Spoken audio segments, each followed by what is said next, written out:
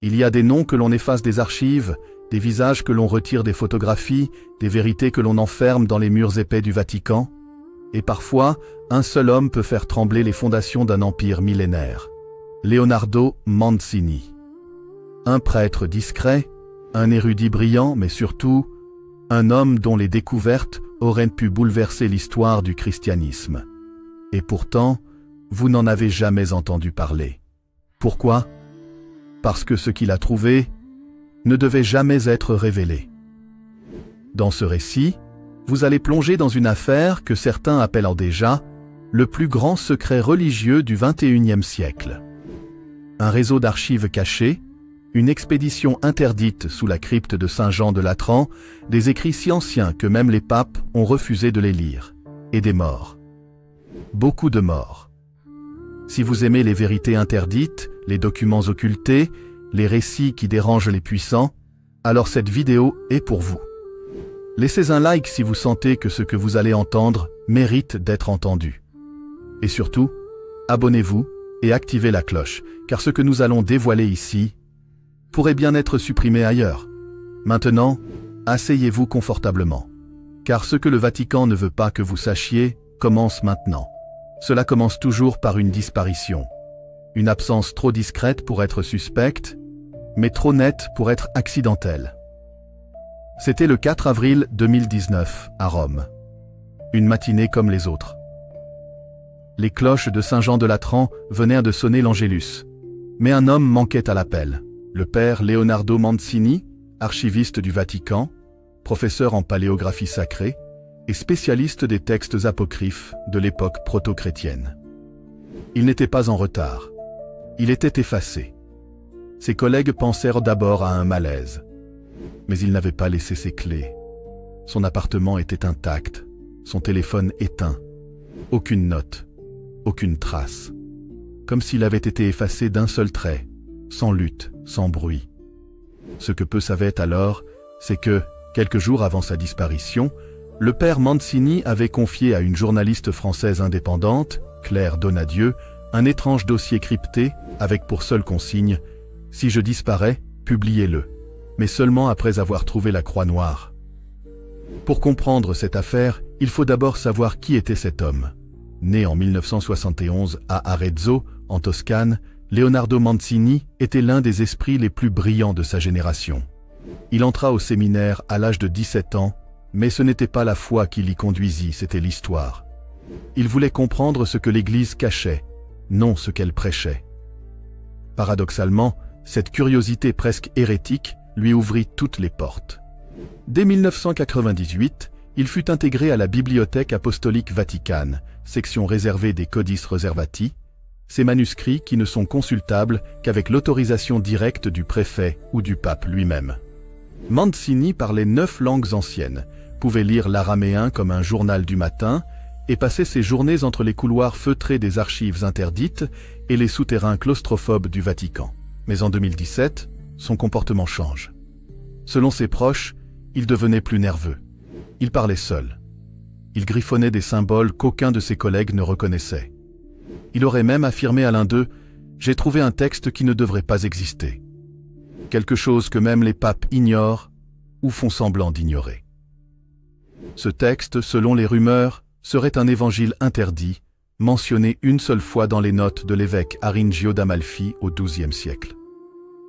Un évangile qui mettrait en doute la véritable nature du Christ et révélerait un complot très ancien, plus ancien que l'Église elle-même. Une semaine après la disparition de Mancini, Claire Donadieu commence son enquête. Le dossier qu'il lui a confié est énigmatique. À l'intérieur, une carte du Latium griffonnée de cercles rouges, une photo noir et blanc d'une salle souterraine avec un autel brisé et un scan d'un document en latin portant l'en-tête. Epistola Reservata Pontificia 1959, Angelo Roncalli. Roncalli, le pape Jean XXIII. Un pape très aimé, mais aussi extrêmement mystérieux. Dans cette lettre adressée à un certain frère Léon, Jean XXIII écrivait « Les manuscrits retrouvés sous la catacombe de Saint-Calixte ne doivent pas être traduits sans triple confirmation. Ce qu'ils contiennent pourrait ébranler la foi de milliards. Que l'accès soit scellé. Ce n'est pas le moment. Cette lettre, jamais rendue publique, avait été classée non consultabile. Or, Mancini avait mis la main dessus. Pourquoi maintenant? Pourquoi lui? Et surtout, qu'y avait-il dans ces manuscrits pour que même un pape jugé réformateur ait ordonné leur enterrement définitif? Grâce à un contact à l'intérieur du Vatican, Claire découvre l'existence d'une section encore plus secrète que les Codices Reservati, la section 9, rattachée aux anciennes archives de l'Inquisition. Officiellement, elle n'existe pas. Mais dans les couloirs du pouvoir, certains la surnomment le gouffre. Ce serait là que Mancini se rendait régulièrement depuis 6 mois. Il aurait eu un accès exceptionnel, accordé par le cardinal Ratzinger avant sa mort, pour consulter un manuscrit numéroté UD743B. Ce manuscrit serait un fragment d'un texte oublié, daté de 112 après JC, et rédigé non en grec ni en hébreu, mais en punique. Son titre approximatif, l'Acte d'Andréas. Il raconterait une mission secrète de l'apôtre André, non pas en Grèce, mais en Égypte, dans un temple encore actif, où il aurait été initié à des rites que Jésus lui-même aurait appris durant sa disparition de 12 ans, entre son adolescence et son ministère public. Ce texte ne nie pas la divinité du Christ. Il la transforme. Il parle d'un Messie formé selon des traditions plus anciennes que la Torah, portant un savoir qu'on pourrait qualifier aujourd'hui de pré-atlantéen. Au centre du dossier, un symbole. Une croix inversée, peinte en noir, avec une larme à la jonction. C'est ce symbole que Claire retrouve, gravé sur une pierre dissimulée dans un mur de l'église San Giovanni Vecchio, dans les ruines d'un ancien monastère au nord de Rome. En creusant, elle découvre que ce symbole est présent dans 3 autres lieux. Sur le manteau d'un cardinal brûlé pour hérésie en 1562. Dans une fresque oubliée de Giotto, recouverte pendant des siècles, à Assise. Et surtout, sur le médaillon personnel de Leonardo Mancini, retrouvé dissimulé dans une Bible de poche laissée sur son bureau, ouverte à la page 666. Ce n'est pas un hasard. Mancini tentait de prévenir quelqu'un, ou quelque chose. En juin 2019, le corps d'un archiviste du Vatican est retrouvé dans le Tibre. Officiellement, il s'agit d'un suicide. Officieusement, il s'agissait de Marco Bellati, un ami proche de Mancini. Puis un garde suisse est retrouvé mort dans sa chambre, la gorge tranchée. Aucune caméra n'a filmé l'agresseur. Aucun bruit n'a été enregistré. La peur gagne les couloirs du Vatican. Claire est suivie, menacée, son téléphone piraté. Un soir, elle reçoit un message vocal d'un numéro inconnu. Ce que vous cherchez a déjà été effacé. Si vous continuez, vous disparaîtrez aussi. Mais elle ne recule pas. Elle se rend à Malte, dernière piste laissée par Mancini. Là-bas, elle découvre une clé en or dissimulée dans une crypte templière, avec un parchemin. Une phrase latine gravée au fer rouge. Veritas non timet investigationem. La vérité ne craint pas l'enquête. Parmi les milliers de manuscrits cachés dans les sous-sols du Vatican, le Codex 9, dit 743b, est sans doute l'un des plus énigmatiques, et peut-être le plus explosif. Ce n'est pas un texte complet.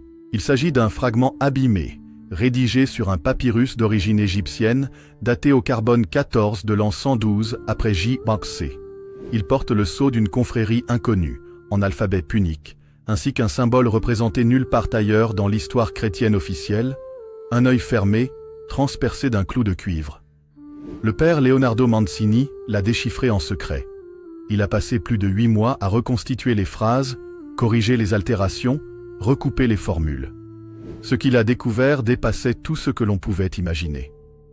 L'évangile apocryphe ne commence pas par une naissance, il commence par un serment. Moi, Andréas, frère de celui que vous appelez Seigneur, j'écris ces lignes non pour les enfants du ciel, mais pour les enfants du feu, car ce que j'ai vu, ce que j'ai su, ne peut être dit que dans la nuit. Le récit décrit une traversée, non vers la Grèce, mais vers l'Égypte intérieure. André y rejoint une communauté de prêtres appelés les Shamsou Or, ou les disciples du faucon, gardiens de rites ancestraux remontant à l'époque prédiluvienne. Le texte évoque un rituel d'initiation auquel aurait participé non seulement André, mais aussi un certain Yeshua bar Yosef, identifié par le narrateur comme celui dont le nom est lumière, mais qui vient des ténèbres. Ce passage est extrêmement troublant. Il suggère que le Christ aurait été initié, durant sa disparition entre 12 et 30 ans, aux mystères égyptiens des 12 portes du feu, une tradition ésotérique qui consiste à franchir des états de conscience à travers des souffrances symboliques et physiques. Selon les Shamsu Or, l'âme n'atteint la vraie lumière qu'après avoir traversé les ténèbres primordiales, ce qu'ils appellent le non-né. Dans ces rites, Jésus n'est pas un Messie venu sauver les hommes du péché. Il est un passeur, un initié, formé par une ancienne tradition atlante pour enseigner aux humains comment quitter le cycle de l'illusion. Ce concept est hérétique pour toute théologie chrétienne. Le fragment mentionne ensuite ce que Mancini appelait les 3 interdits, des enseignements que le Christ aurait transmis en secret à ses disciples, mais que l'Église aurait effacés dès le concile de Nicée. Le Père n'est pas une personne, mais un cycle. Ce passage remet en cause l'image anthropomorphique de Dieu. Il affirme que Dieu est un processus cosmique, non un être doté de volonté. Le royaume n'est pas à venir, il est caché ici. L'idée que le paradis n'est pas après la mort, mais dans une réalité invisible de notre monde, accessible uniquement par certaines clés. Celui qui règne sur les églises n'est pas le berger, mais le geôlier. Cette phrase serait la plus grave. Elle semble désigner une usurpation du message originel du Christ. Et selon Mancini, ce passage aurait été volontairement masqué depuis le IVe siècle et gardé par une société secrète appelée la Loge du Sépulcre Voilé. Cette société serait composée de cardinaux, d'évêques et de certains initiés qui conservent le vrai message du Christ. Pas pour l'enseigner, mais pour qu'il ne voie jamais la lumière. Elle serait née au IVe siècle sous l'impulsion de l'empereur Constantin lui-même, qui aurait financé la falsification de plusieurs textes apocryphes et ordonné la destruction de tous les documents issus d'Égypte, de Syrie et de Qumran, qui présentaient un Christ ésotérique. Selon une note manuscrite retrouvée dans les affaires de Mancini, cette loge existerait encore et posséderait une crypte sous la basilique de Saint-Paul-hors-les-Murs, où sont enfermés 7 coffrets de plomb contenant des fragments interdits, dont l'évangile d'André. Claire Donadieu parvient à infiltrer un colloque privé d'archivistes à Rome et, lors d'une conversation avec un jésuite français, apprend que la loge du Sépulcre Voilé aurait inspiré le Sodalitium Pianum, le service de renseignement créé par le pape Pie X au début du XXe siècle. Ce groupe, extrémiste, aurait pour mission de traquer toute personne au sein de l'Église soupçonnée de diffuser les anciens textes initiatiques. Parmi les documents du dossier Mancini figure un schéma mystérieux reliant plusieurs obélisques de Rome à des basiliques précises. Selon lui, ces monuments ne sont pas simplement décoratifs. Ils forment une carte ésotérique, un réseau d'énergie spirituelle aligné selon des constellations connues des prêtres atlantes. Au centre, l'obélisque de Saint-Pierre, que Mancini appelait « le phare inversé ». Il soupçonnait que sous cet obélisque se trouvait un puits, fermé depuis le XVIIIe siècle, qui menait à une salle souterraine contenant les tablettes de marbre de l'Évangile noir, un texte dont l'existence n'est confirmée que dans les lettres du cardinal Giulio Canossa, mort en 1853 dans des circonstances troubles. Ces veilleurs seraient les derniers gardiens de ces textes, non pour les révéler, mais pour les dissimuler. Mancini aurait tenté d'y accéder en février 2019. Selon des logs internes, il aurait demandé un laissez-passer exceptionnel au cardinal Giordano Massimi. Il ne l'a jamais obtenu. 3 semaines plus tard, il disparaissait. Dans le manuscrit 9 1743b, un passage glaçant décrit un rituel pratiqué par les Shamsu Or et transmis à Jésus, qu'il aurait enseigné à certains apôtres, mais jamais aux foules. Ce rituel implique une mort symbolique, le retour à l'état du non-né, où l'ego est dissous, et la conscience projetée hors du corps. Les initiés qui en reviennent possèdent, selon le texte, la langue première, la capacité de parler et de comprendre toutes les langues, de voir les choses telles qu'elles sont et de manipuler la matière par l'intention. Ce rite est décrit dans une prose hallucinée, car il faut descendre dans la matrice de l'oubli, y boire le poison noir, voir la lumière s'éteindre et renaître sans nom. Celui qui revient n'est plus un homme ni un dieu, il est le pont. Ce passage fut jugé si dangereux que même les gnostiques l'auraient condamné. Mais pour Mancini, c'est là que se trouvait la clé du message perdu du Christ.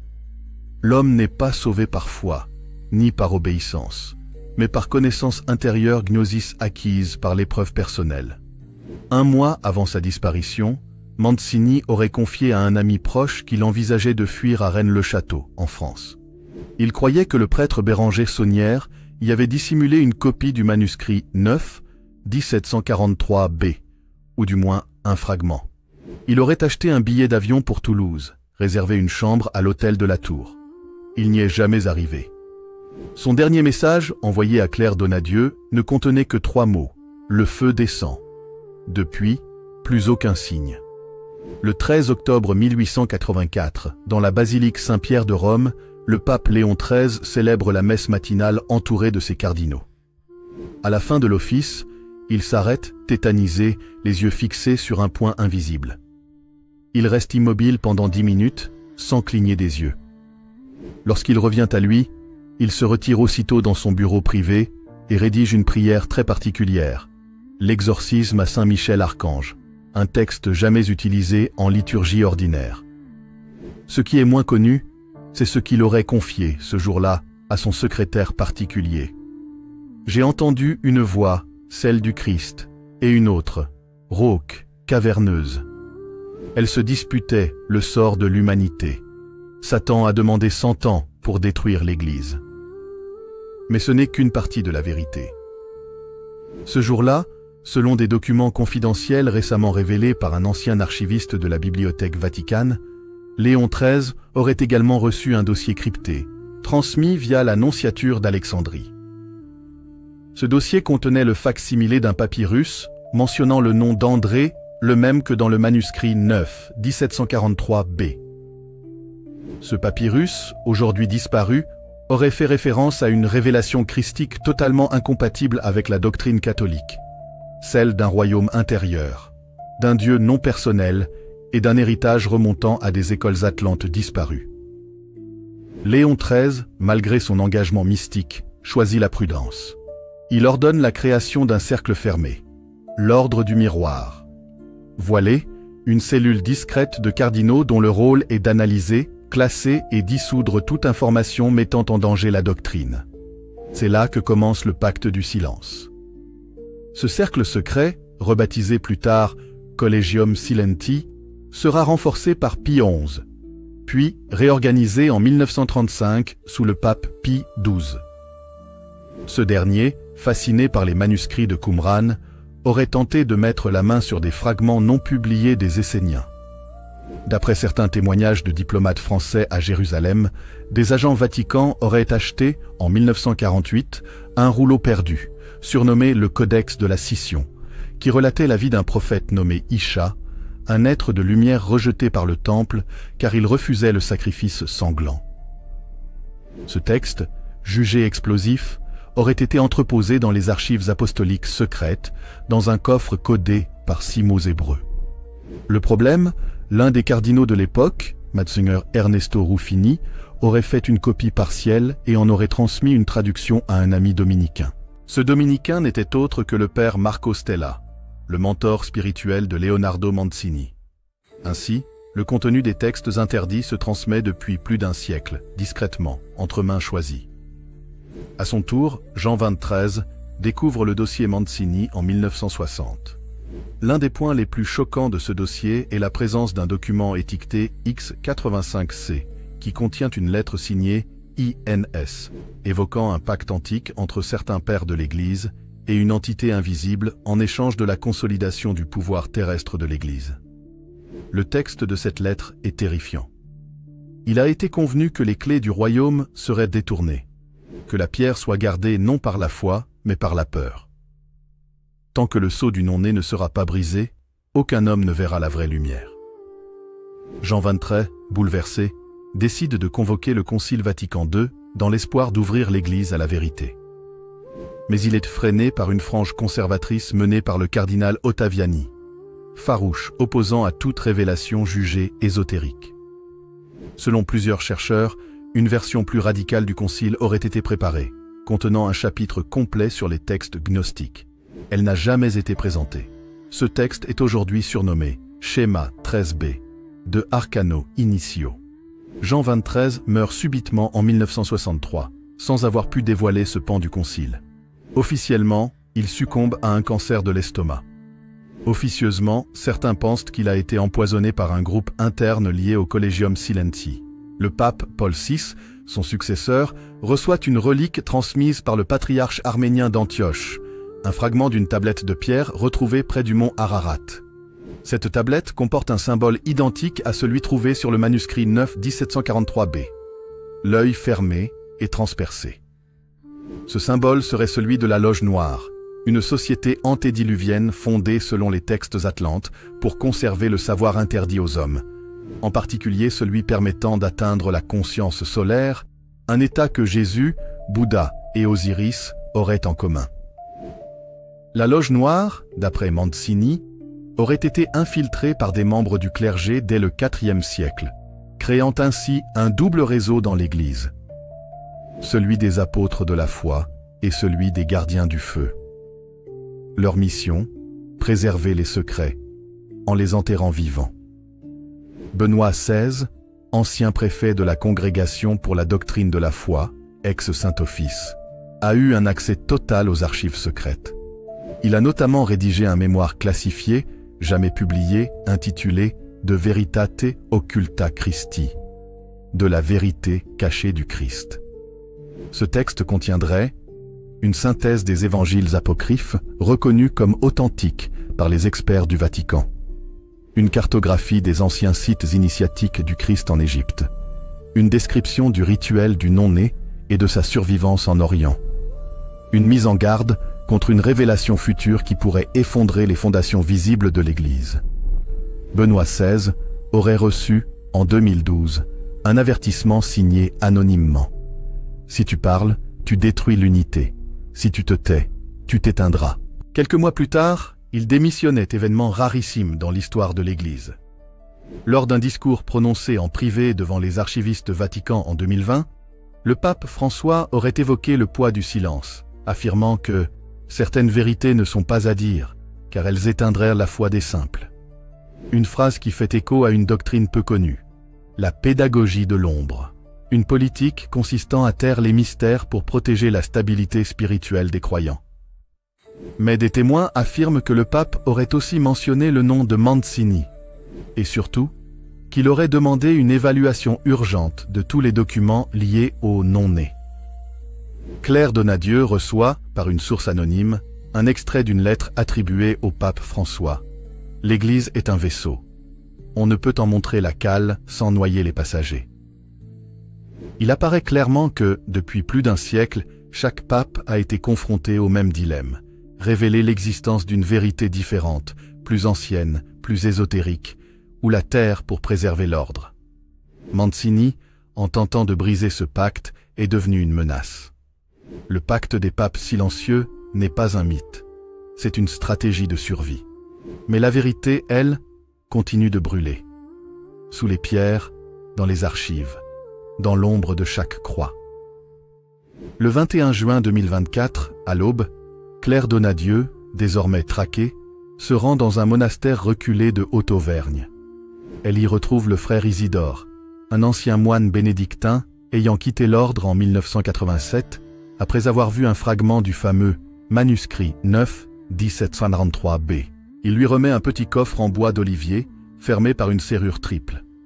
Dedans se trouve un microfilm, une lettre manuscrite de Leonardo Mancini datée de 1989. Un petit livre relié en cuir noir, sans titre. Le livre est fragile, couvert d'étranges caractères hébreux, grecs et proto-sumériens. À l'intérieur, un seul nom revient, écrit dans plusieurs langues anciennes.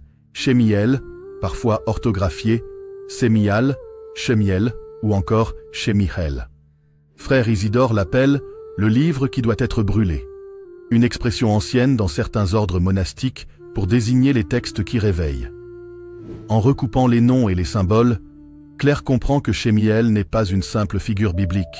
Il est désigné dans plusieurs textes, comme celui qui transmet le feu dans les manuscrits esséniens, comme le gardien du seuil dans des grimoires éthiopiens, comme le scribe du silence dans certains rouleaux coptes apocryphes, et dans le 9 1743b, comme celui que les papes redoutent.